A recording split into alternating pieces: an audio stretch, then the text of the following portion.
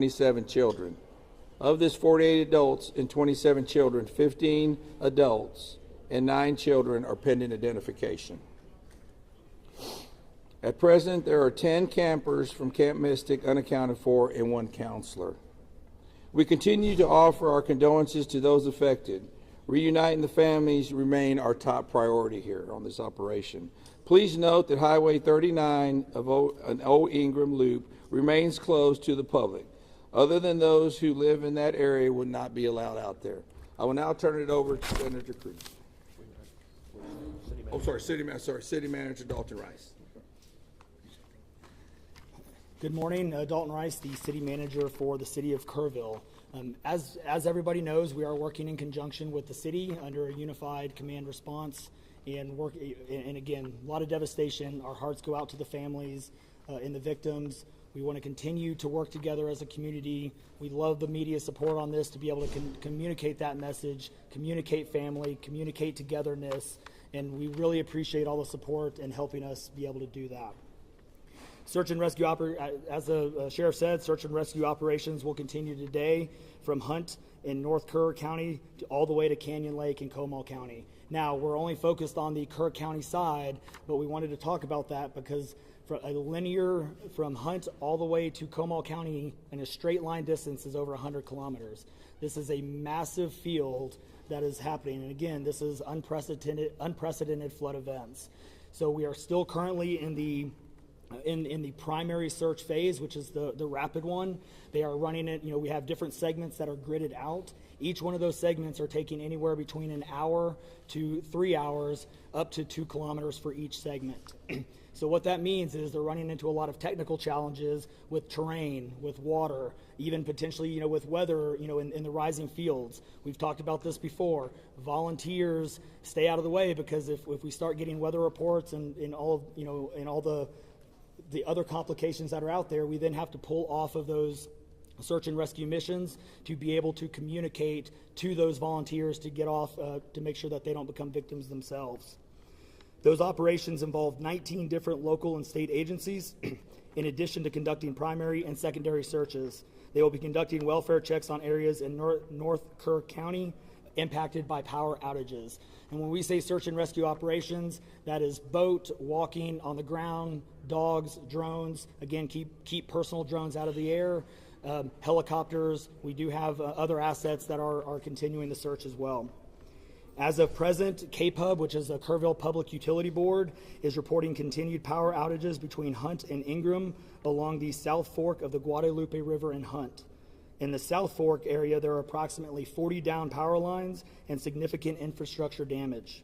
KPUB has brought in additional utility personnel to help with restoration, but it's not possible at this time when the power is going to be restored. There are some substations along with those power lines that we are still trying to get access to just from debris buildup or them being completely wiped out. So we do not have an estimated time on when those are going to be fixed. We continue to have substantial number of requests for volunteers, as I said before, and donation opportunities. We are asking those who want to volunteer to contact the Salvation Army in Kerrville by phone at 830-465-4797 or in person at 855 Hayes Street in Kerrville. Monetary donations can be made on the Community Foundation of the Texas Hill Country's website at www.communityfoundation.net. They have a Kerr County Relief Fund set up on that site. And I will now turn it over to the Mayor, Joe Herring. Thank you for being here. I need to tell my community and those families who are waiting, this will be a rough week. Primary search continues, and we remain hopeful every foot, every mile, every bend of the river. Our work continues.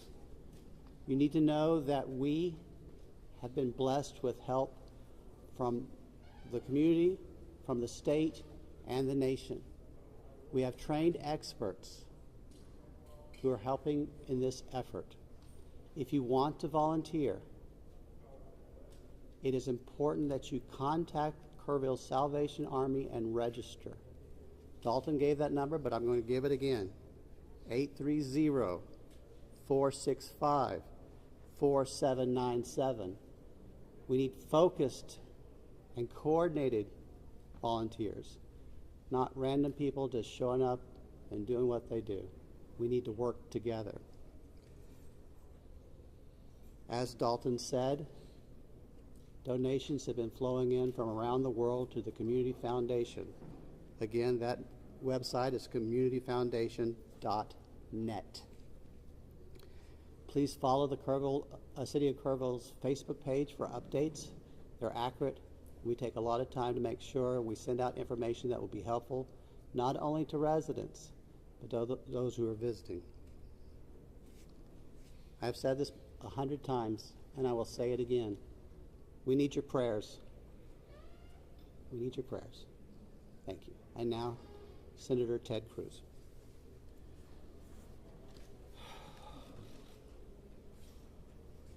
Texas is grieving right now.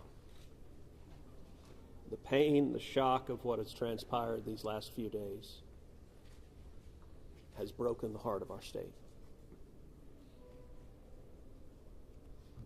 As of yesterday, the confirmed death toll was 82, and those numbers are continuing to go up. The children, the little girls who were lost at Camp Mystic, that's every parent's nightmare. Every mom and dad. Last week, we were picking up our daughter from camp here in Hunt.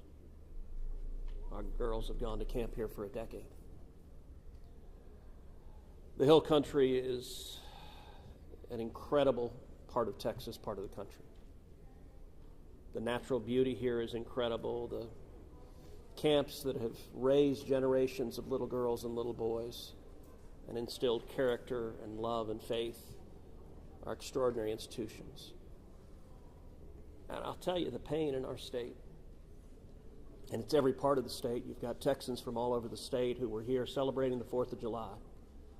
A week ago, this was a time of great celebration. You're dropping your little girl off at camp, your little boy off at camp. You're celebrating Independence Day. You know that your child is going to be swimming and canoes and horseback riding and doing archery and making lifetime friends. And then suddenly it turns to tragedy. For the last several days, I've spoken to multiple parents, scared out of their mind. Do you know anything? Where is my daughter? There's still 10 girls and 1 counselor from Camp Mystic that are unaccounted for. And the pain and agony of not knowing your child's whereabouts, it's the worst thing imaginable. But I want to say, in the face of all of this, it is simultaneously inspiring. Every time there's a tragedy, every time there's a natural disaster in Texas, Texans come together. Texas is a big state. We've got 31 million people, and we have hurricanes, we have tornadoes, we have wildfires.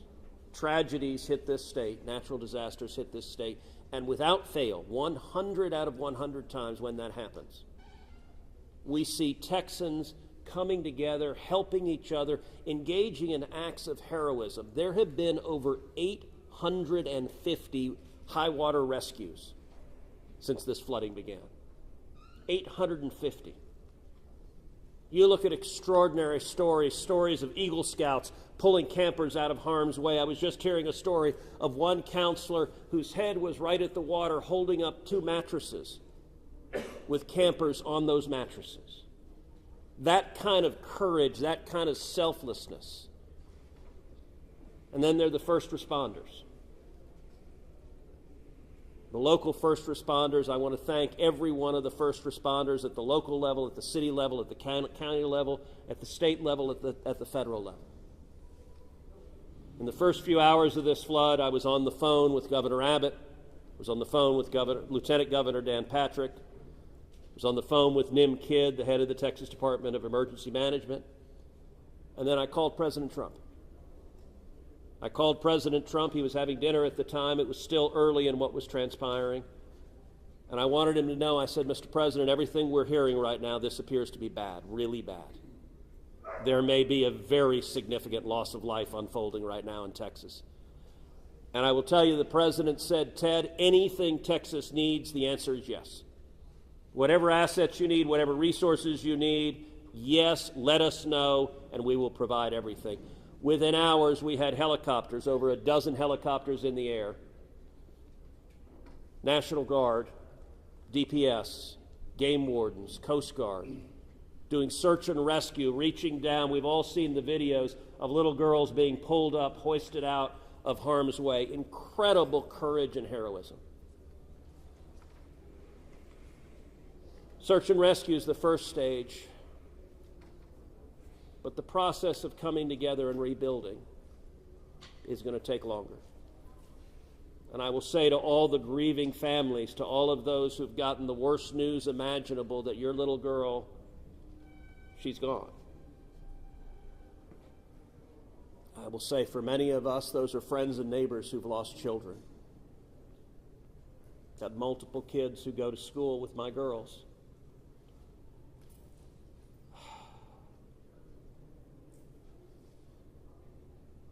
The mayor asked for prayers.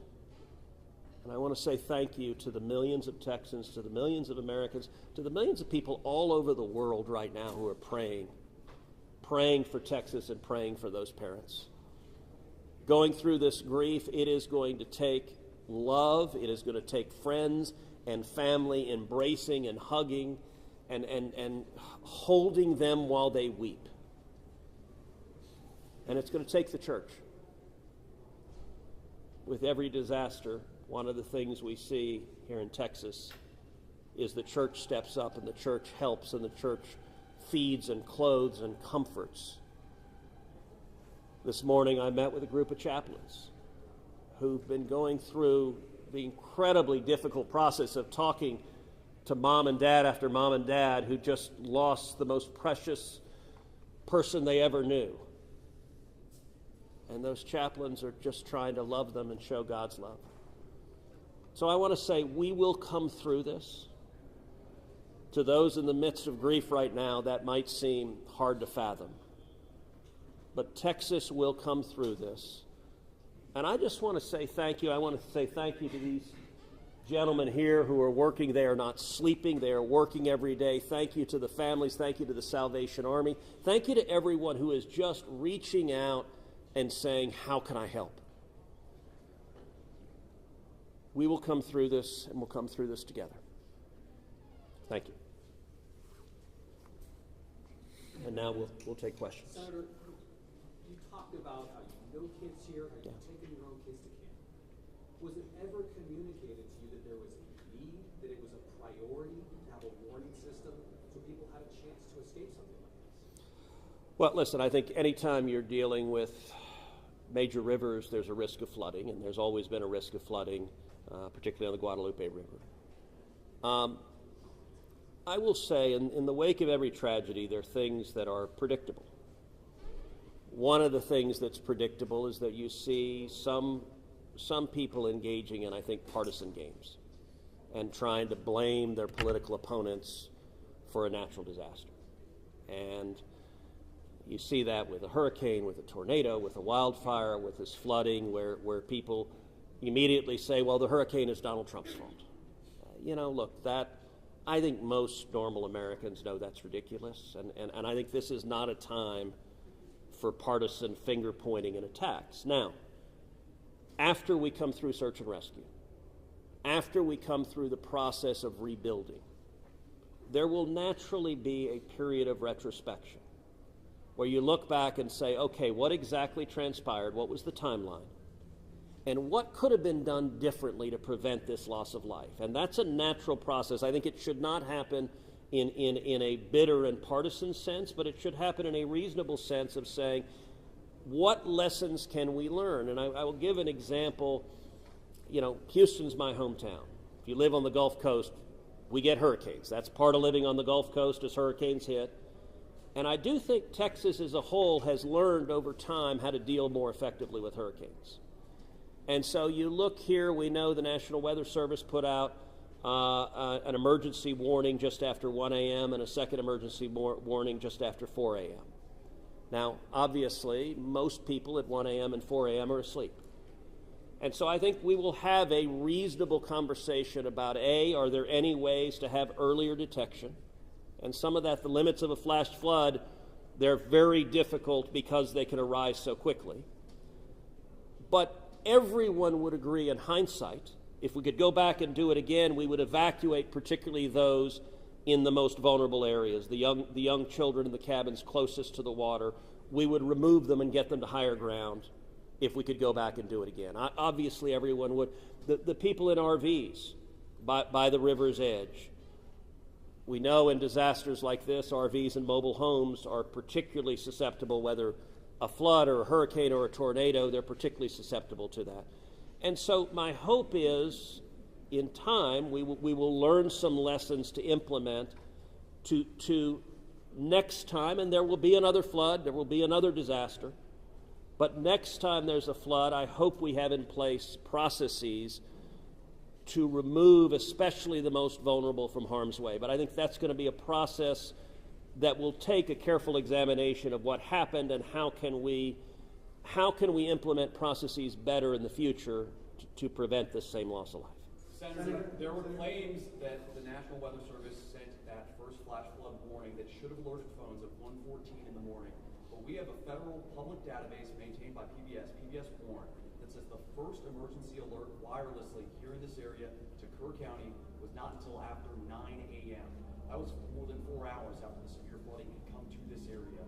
Did you know that? Have you seen that? And what's your response, knowing the state and cuts to the NWS in recent months by this administration? So I don't know the source for what you're saying. All of the public reporting I've seen is that there were 2 alerts that went out, one just after 1 a.m., one after 4 a.m. You know, I can tell you, I talked about the partisan finger pointing. I think there have been some eager to point at the National Weather Service and say cuts there led to a lack of warning. I think that's contradicted by the facts, and if you look at the facts in particular, number one, that these warnings went out hours before the flood became a true emergency level, but number two, the National Weather Service here, New Braunfels is where they were headquartered. They had additional manpower. In fact, they had 3 additional people working that night, anticipating that it was going to be a very dangerous weather situation. I also think it's worth noting that the National Weather Service Union, which has been very critical of the DOGE cuts, has publicly said that they don't believe that the reduction in staffing had any impact whatsoever on their ability to warn of this event. And so, look, I think it is reasonable over time to engage in a retrospective and say at every level what could have been done better, because all of us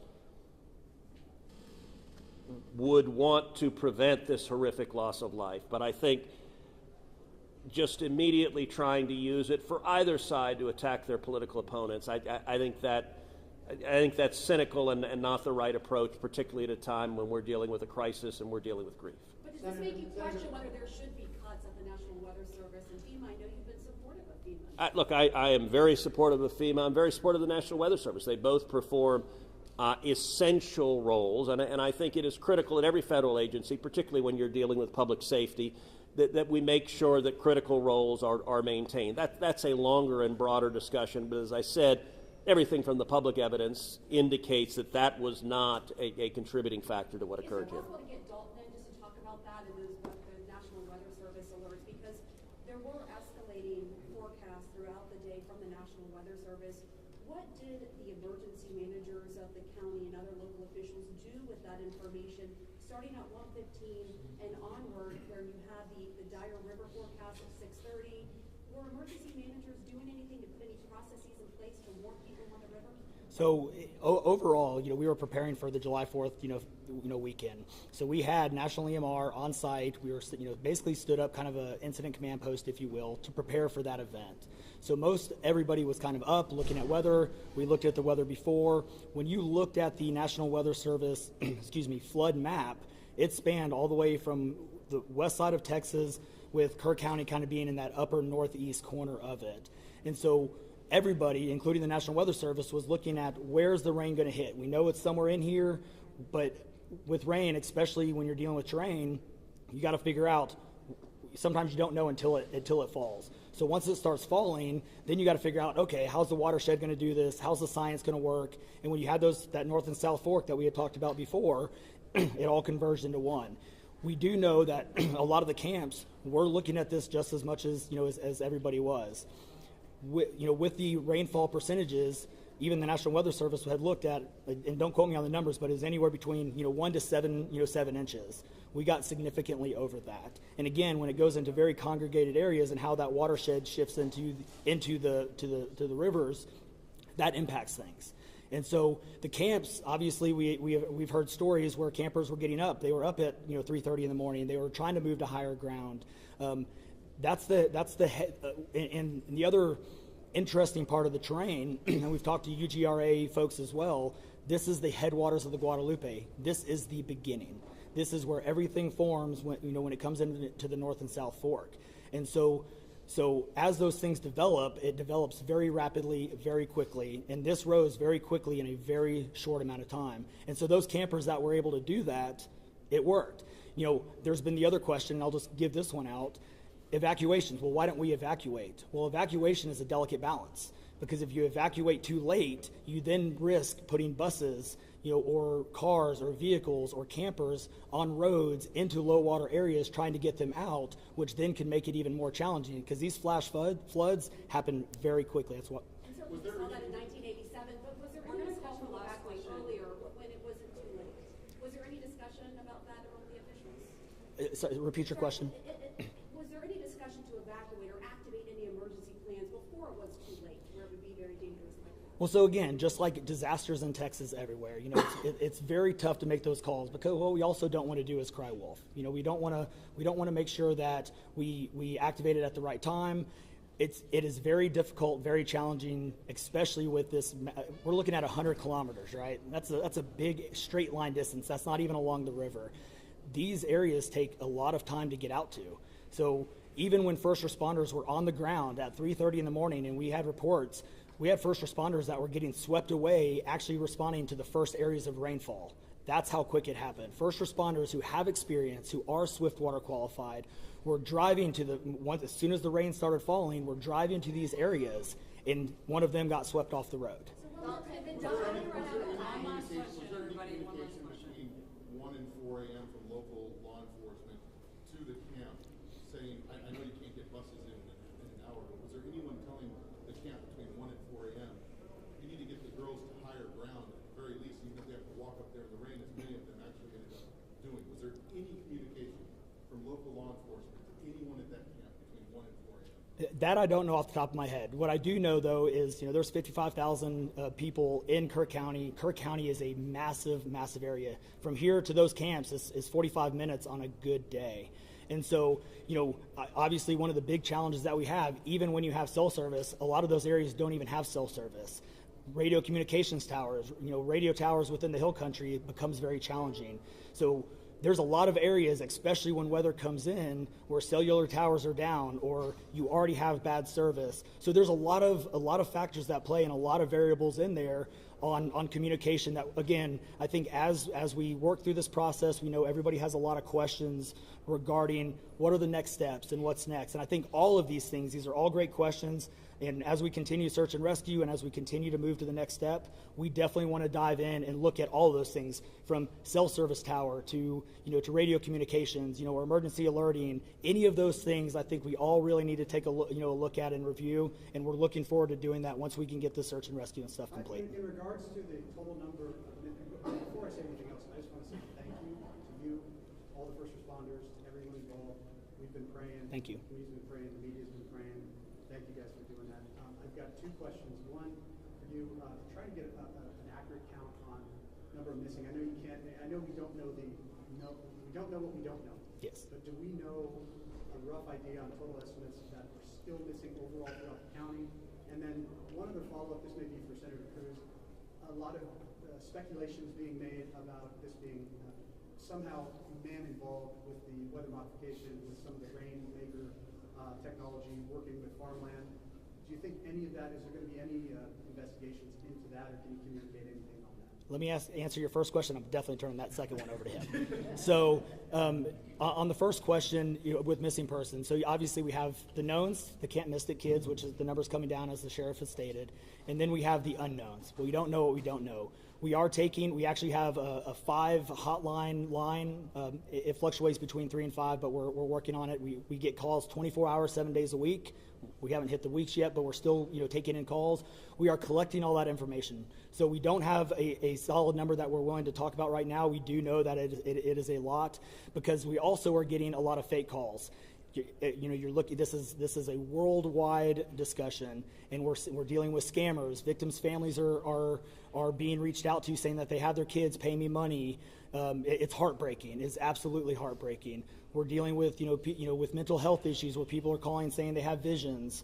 All of these things we're dealing with on a day-to-day basis, and we're having to vet this information, and it becomes very taxing on our people.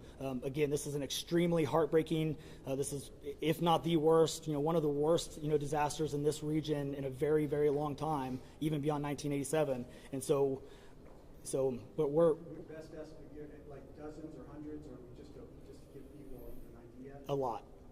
So, Yeah, let me.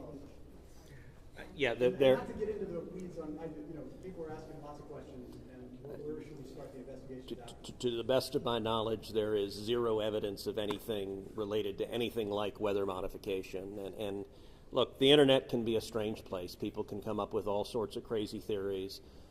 What I know is a reality is that a whole lot of Texans are grieving right now. I will tell you, I was visiting with one parent who was talking about online, being harassed online because their information was public that they had a little girl who was missing at Mystic. And look, there are a lot of people who are messed up, and my call for everyone, there's a time to have political fights, there's a time to disagree. This is not that time. This is a time just to reach out, support each other, go volunteer at the Salvation Army, give them money, go volunteer at your church, you know what I did when this happened? Just go hug your kids. Because I got to tell you, I hugged my girls with tears in my eyes, because every one of us who's a parent, there but for the grace of God go I. And nothing will fill the void in these moms and dads' hearts, but they'll make it through it. And every one of us, we have an obligation to come through and help them make it through it. And look, Texas will come through, and let me say, Kerr County, the Hill Country is incredible. It is beautiful. And these summer camps, Camp Mystic is an incredible Texas institution. For a century, it has made a profound difference helping young girls become strong women in Texas and across the country. And so, for me at least, I'm praying for these camps. I'm praying for all the campers, everyone implicated, everyone impacted, and I hope we come together and stand as one doing that. Thank you. Great. No more questions. Thank you, everybody.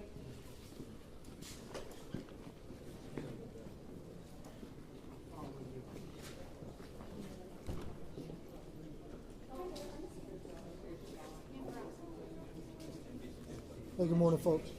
If you were not here earlier, I put out some housekeeping notes. I want to repeat that.